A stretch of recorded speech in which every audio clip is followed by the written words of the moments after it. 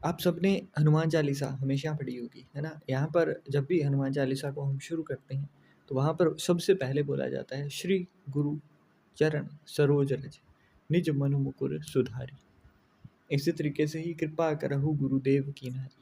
ऐसा ही कुछ सिंह राशि वालों के लिए यहाँ पर अब देखने को मिलेगा, क्योंकि राशि के स्वामी यहाँ के नीच के होने जा रहे हैं 17 अक्टूबर से।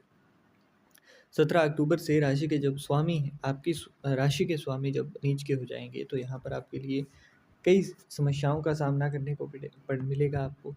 यहाँ पर आप बार बार मेहनत करेंगे परंतु फल नहीं मिलेगा। कुछ सावधानियाँ हैं जो कि आपको खास तौर पर रखनी है, क्योंकि ये समय आपके लिए बहुत अहम हो जाता है।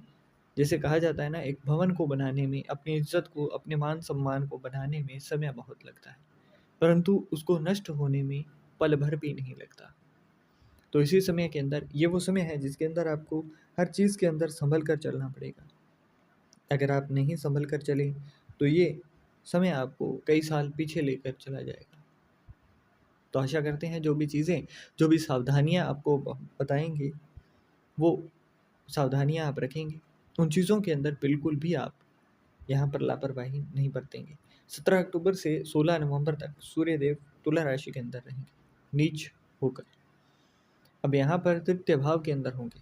तृतीय भाव जिसको हम यात्राओं से देखते हैं, यहाँ से जो दृष्टि जाती है उससे भाग्य भाव का भी पता चलता है। इसके साथ-साथ यहाँ पर मंगल और बुध ग्रह भी दोनों के दोनों बैठे हैं। मंगल जो है वो 28 अक्टूबर तक इसी भाव में होंगे, और बुध 24 अक्टूबर तक, जब तक वो राशि परिवर्तन करके आपके सुख भाव में नहीं चले जाते हैं, तब तक यहीं हैं। तो ऐसे में बहुत ज़रूरी हो जाता है, क्योंकि 2-2 फायर प्लैनेट जब भी एक साथ आते हैं ना, अग्नि तत्व के, तो यहाँ पर क्या होता है कि आप शॉर्ट टेम्पर्ड हो जाते हो। आप चीज़ों को जल्दी ही अपनी ईगो पर ले जाते हो। आप ईगो के अंदर आकर किसी को कुछ ऐसा बोल डालते हो जिसके बाद आपके ज़ुबान के ऊपर आपको बाद में थोड़ा-सा रिग्रेट फ़ील होता है, परंतु उस समय वक़्त बीत चुका होता है। तो ये जो समय है इसके अंदर आपको एक-एक कदम फूँक-फूँक कर चलना होगा। सावधानियों की बात करते हैं सबसे पहले, तो देवगुरु बृहस्पति जो है ना, वो यहाँ पर आपको बचाते हुए नज़र आएँगे। अब उनका आपको सही से यूज़ तभी मिलेगा जब आप उनको अच्छा रखेंगे। तो यहाँ पर उनको भी अच्छा जब भी रख सकते हो आप, तब आपका भाग्य भाव अच्छा हो, और यहाँ से भाग्य भाव के ऊपर दृष्टि भी जा रही है। तो एक-एक करके हम सबसे पहले शुरू करते हैं। आपके फर्स्ट हाउस के लॉर्ड जो हैं वो थर्ड हाउस के अंदर जाएँगे, तो इसका मतलब अब नीच के होंगे यहाँ से, तो आप जो मेहनत करोगे ना इस महीने, आपको रिज़ल्ट उतना जल्दी नहीं मिलेगा। यहाँ पर कहीं न कहीं आपके रिज़ल्ट के अंदर डिले होगा। आपको डिसीज़न मेकिंग के अंदर यहाँ पर कन्फ्यूज़न देखने को मिलेगा, और ये कन्फ्यूज़न जो है ना, ये ऐसा कन्फ्यूज़न नहीं होगा कि आप कन्फ्यूज़ होकर कोई डिसीज़न ले ना पाएँ। ये डायलेमा के अंदर आप डिसीज़न भी ले लोगे जल्दबाज़ी में, और उसके बाद में आपको उसका हर्जाना भुगतना पड़ेगा। मतलब आपको यहाँ पर, क्योंकि 2-2 फायर प्लैनेट हैं। अग्नि तत्व जो होता है ना, आग जैसे जल्दी से फैल जाती है ना, उसी तरीके से ही जब सूर्य और मंगल दोनों एक साथ हैं, तो आपका आत्मविश्वास एकदम ऊँचाइयों पर रहेगा 28 अक्टूबर तक। परंतु उसके बाद रियलाइज़ होगा कि जो भी कार्य आपने शुरू किया वो उतना अच्छा चल नहीं रहा। तो इसलिए आपको बचाव करना है, यहाँ पर कोई बड़ा रिस्क नहीं लेना है। इसके साथ-साथ आत्मविश्वास जब ज़्यादा हो जाता है ना, तो वो ओवर कॉन्फिडेंस के अंदर बदलता हुआ नज़र आता है। तो ओवर कॉन्फिडेंट होकर कुछ भी कहना, कुछ भी आप कमिट करके बैठ जाओ, तो ऐसा आपको नहीं करना है। इस चीज़ के ऊपर नियंत्रण रखना है, क्योंकि आपका ओवर कॉन्फिडेंस आपको यहाँ पर गिराता हुआ नज़र आएगा मुँह के बल। तो आपको ओवर कॉन्फिडेंट होकर किसी के साथ भी कुछ भी ऐसा-वैसा नहीं कहना। भाग्य भाव के अंदर दृष्टि होगी, तो इसका मतलब आपके गुरु और जो भी इंसान आपको गाइड करते हैं आपकी लाइफ में, उनके साथ आपको सम्मानपूर्वक व्यवहार करना है, उनके साथ आपको पूरा अच्छे से ही, है ना? मतलब वहाँ पर आपको बिल्कुल भी ये नहीं होना चाहिए कि आप कुछ मनमुटाव के अंदर, या फिर कुछ भी मनभेद हुआ आपका और आपने कुछ कह दिया, तो ऐसा नहीं होना चाहिए यहाँ पर। इसके साथ-साथ अगर देखें तो नवम भाव या फिर नवम राशि, कालपुरुष की कुंडली के नवम भाव की बात हो या फिर 9 नंबर की राशि की बात हो, आपके 5 नंबर के अंदर बैठी है, 5 नंबर के भाव के अंदर, 5th हाउस के अंदर, और 12 नंबर की राशि जो है वो आपके 8th हाउस के अंदर है। अब इनके स्वामी जो हैं वो देवगुरु बृहस्पति, जो कि 19 अक्टूबर से कर्क राशि में प्रवेश करेंगे और यहाँ पर आपके 12वें भाव में आएँगे। 12वां भाव जो है ना वो कहीं न कहीं आपके खर्चे दिखा रहा है।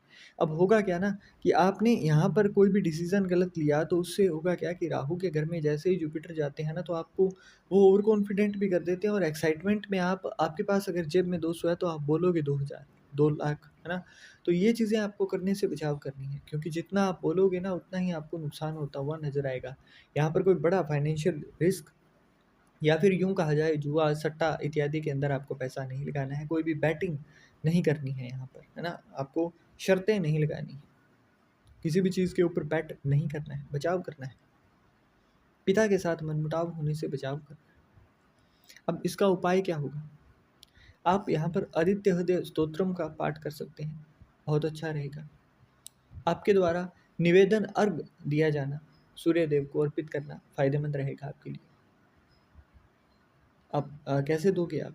तो इसके अंदर होता क्या है आपकी जो चेस्ट होती है उसकी सीध के अंदर आपको जल की धारा प्रवाह करनी होती है। एक तो होता है कि आप हेड के ऊपर लेकर जाएँ तांबे के लोटे से और फिर आप जल प्रवाहित करें, फिर आप जल जो है वो अर्पित करें।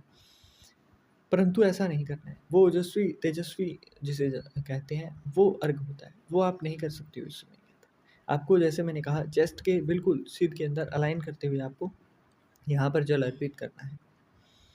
इसके साथ-साथ कुछ चीज़ें जैसे कि आपको यहाँ पर जब भी ओवर कॉन्फिडेंट हो ना आप थोड़ा-सा अपने आप को रोक लीजिएगा।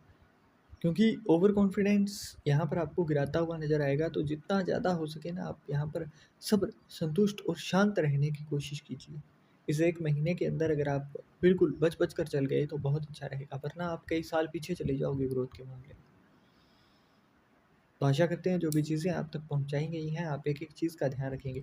इसके साथ एक प्रो टिप, अगर आपको यहाँ पर यात्रा का मौका मिले तो करिए, अगर यात्रा ना कर पाएँ तो डेली थोड़ा बहुत 1 किलोमीटर, 500 मीटर जितना भी हो सके आप डेली वॉक करना शुरू कीजिए, है ना? जितना आप चलेंगे उतना ज़्यादा आपका पूरा जो दिन है ना वो बहुत अच्छा बीतेगा। तो आशा करते हैं जो भी चीज़ें आपको बताई, जो भी सावधानियाँ बताई आप उनका पूरा अच्छे से ध्यान रखेंगे।